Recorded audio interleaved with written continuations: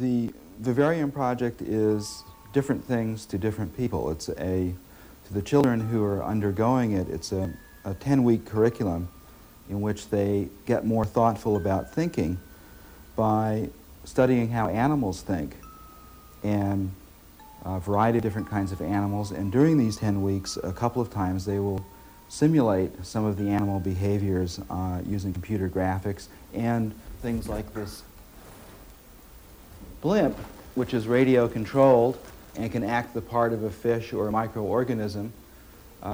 It can move around. It has sensors for knowing when it bumps into things. It can find its food source, which is electricity. And it has everything except a brain, which is what the children will be supplying in part.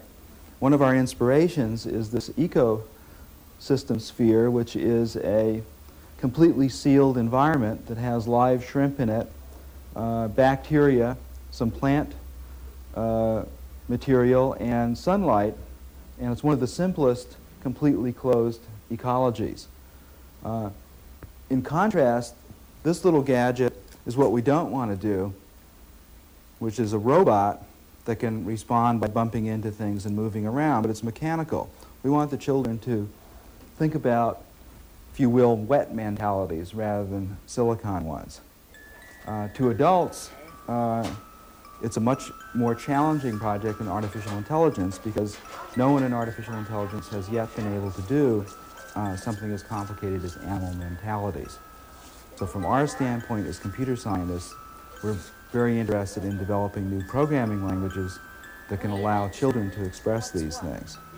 As educators, we're interested in finding out how to teach children something this complex in a simple way.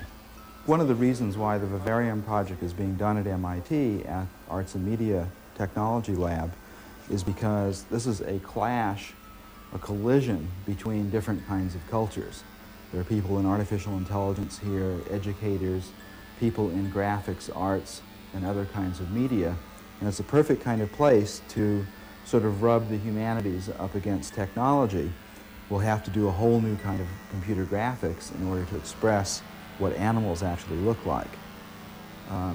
We will have to do new kinds of user interaction because what we're talking about is the children being able to essentially program in terms of propensities rather than in terms of situation, action, behavior. So all of these things are quite new, but they really do flow from the idea that children are going to be the major parties in this experiment. We have a wonderful school that is prepared to go through 5 years of us trampling around through its corridors, and we're all looking forward to that.